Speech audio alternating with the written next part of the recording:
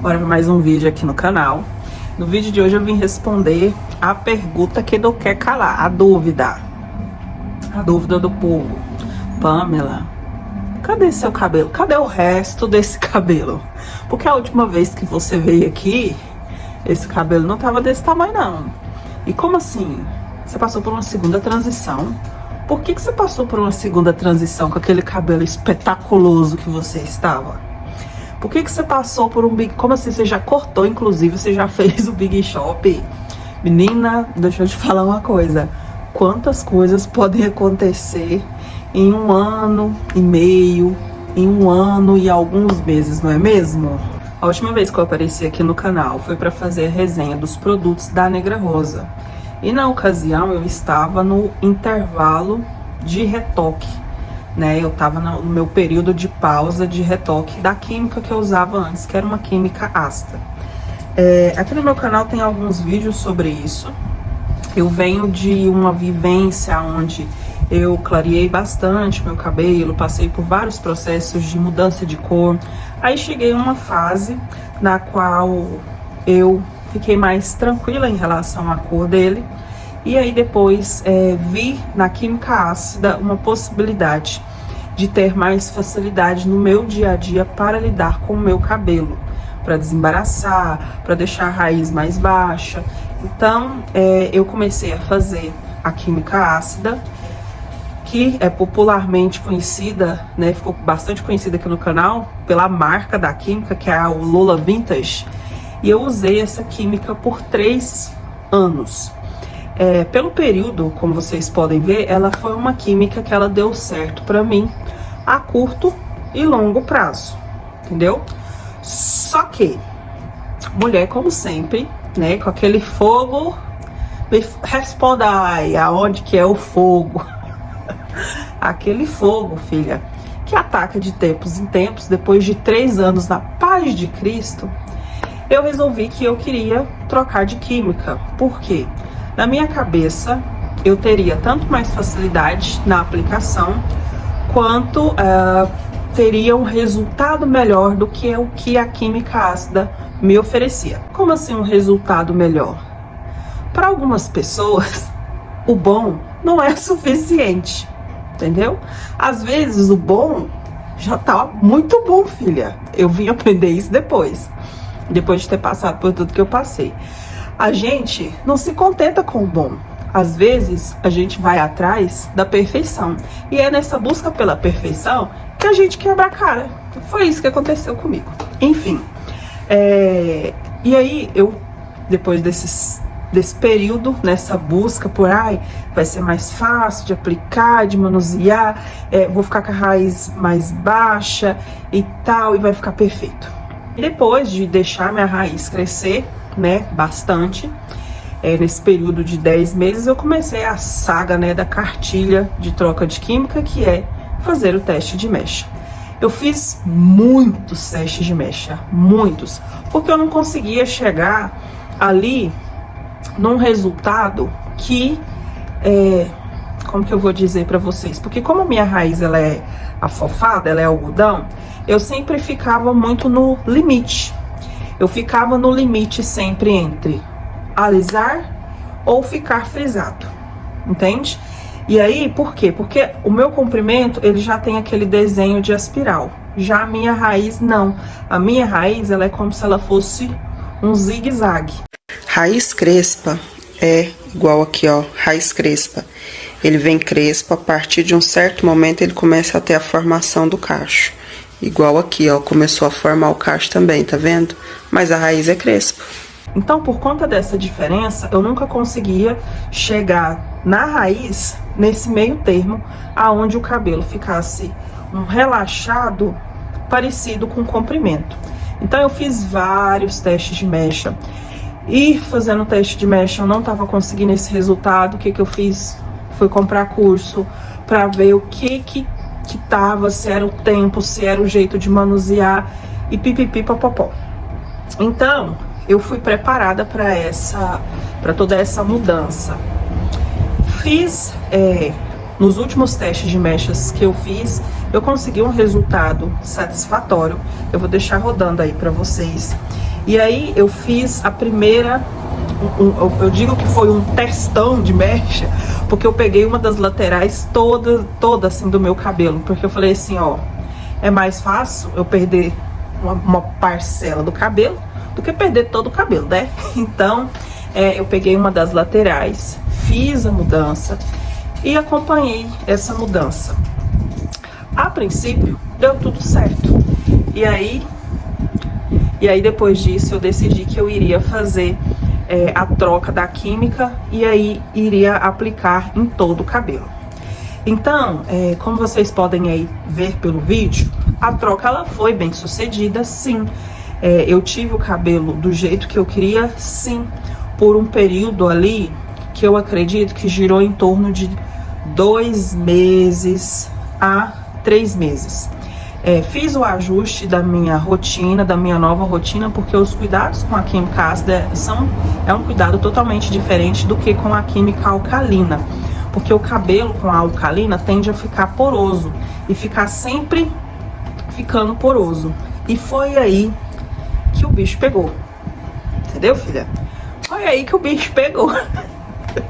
Eu quero que vocês entendam que o meu cabelo, ele tem uma raiz diferente do meu comprimento.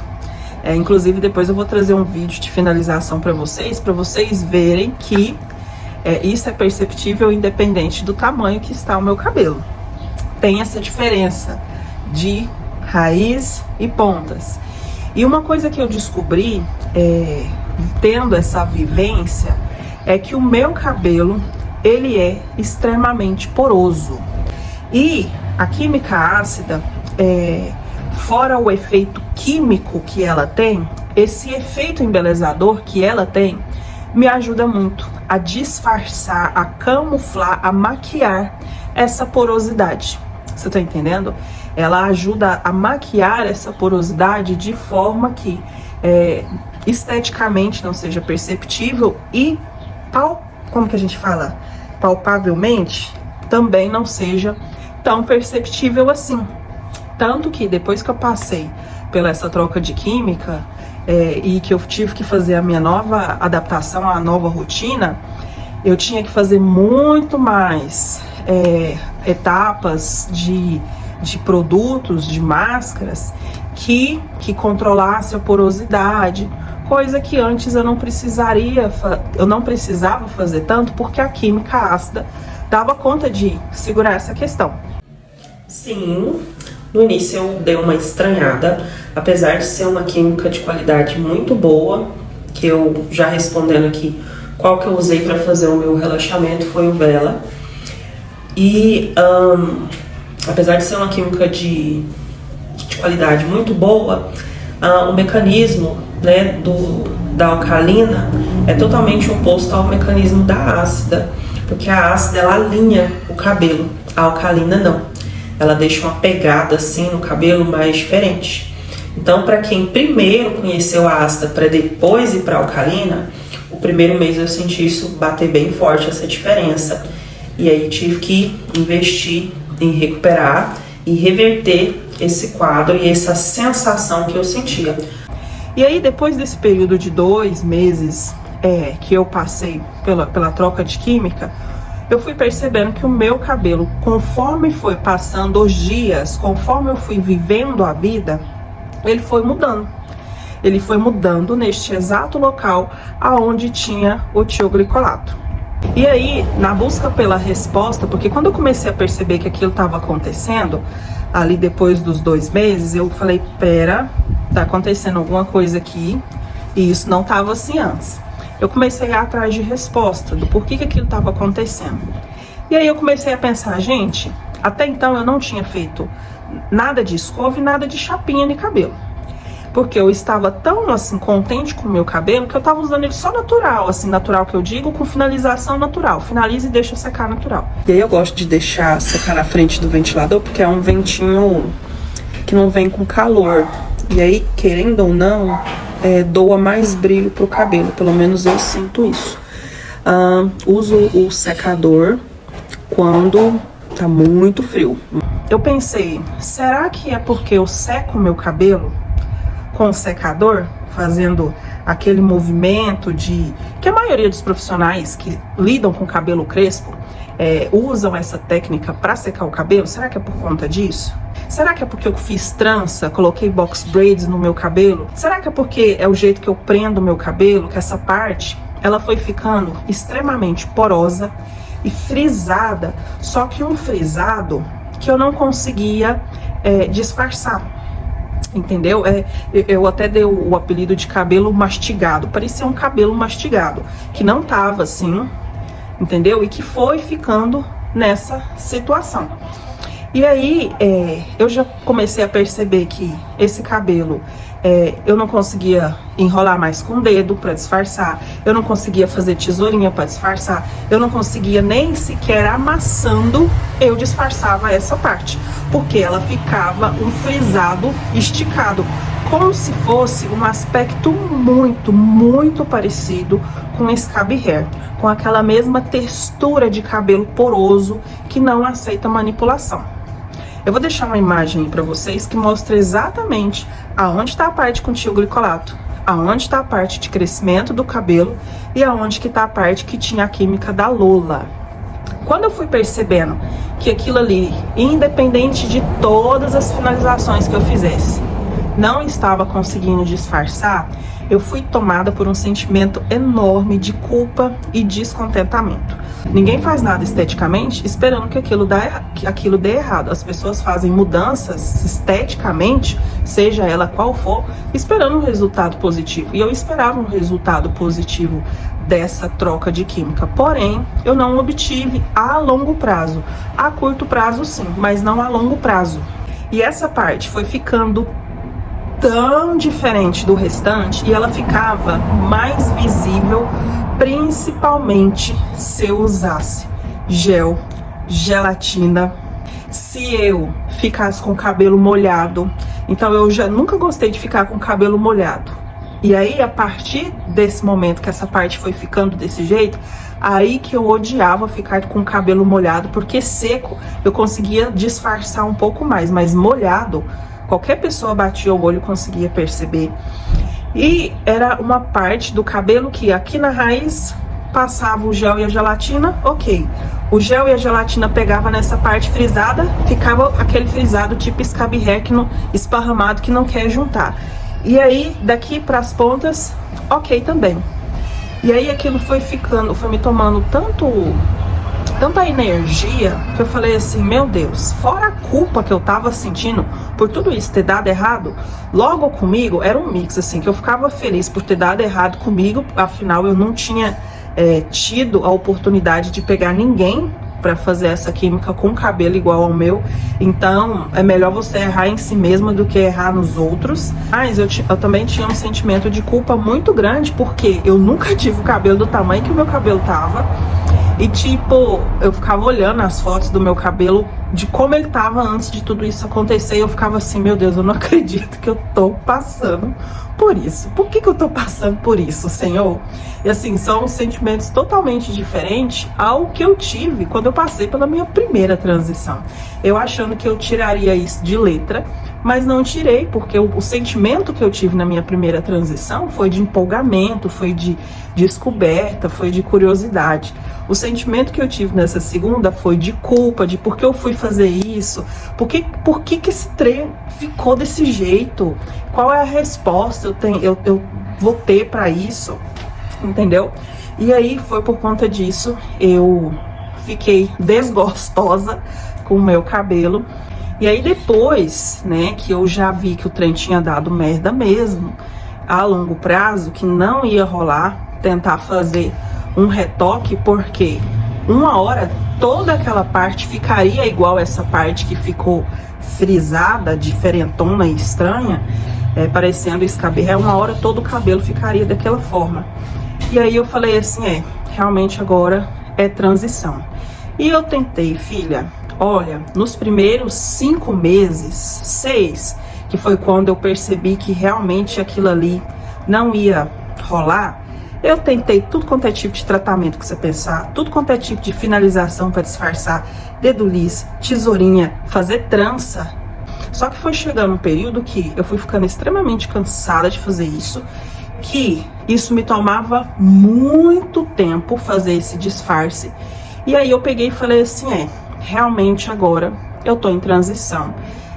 Assumi para mim mesma que aquilo ali não era reversível, que não era possível reverter aquilo, a não ser que eu fizesse um permanente afro. Eu não ia fazer isso, entendeu? Assim, nunca fez parte ou passou pela minha cabeça de ser uma escolha fazer permanente afro nessa parte. E aí eu peguei e falei assim, bom, já que o trem tá tudo na merda mesmo, quando eu me senti mais com a autoestima mais baixa, triste, culpada por tudo isso que tá acontecendo, eu vou escovar e fazer chapinha no meu cabelo. E aí eu comecei a fazer, depois de ali dos 5, 6 meses, eu comecei a fazer mais chapinha no meu cabelo com frequência. Por quê? Porque a merda já tava feita, filha. A merda já tava ali, não ia voltar, entendeu? E aí eu comecei a fazer, principalmente assim, quando eu tinha alguma festa, quando eu queria me sentir melhor, porque querendo ou não, era de certa forma um alívio. E nesse período eu consegui ficar em torno de, acho que chegou a 1 ano, 11 meses em transição, entendeu? Foi os primeiros 6 meses que eu falei, meu Deus, o que aconteceu aqui? O que tá acontecendo aqui? Essa parte não era pra estar desse jeito.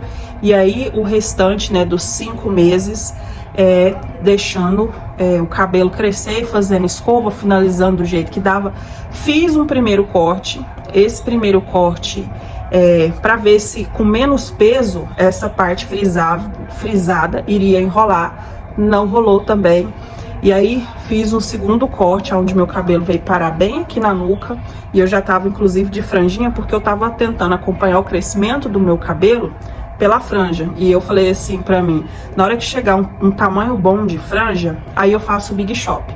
Porque eu gosto de ter franja, pelo menos, principalmente se o cabelo estiver mais curto, pra não ficar com o rosto tão à mostra. Eu gosto de ter alguma coisinha aqui pra dar uma disfarçada na minha sobrancelha, que não é lá essas coisas.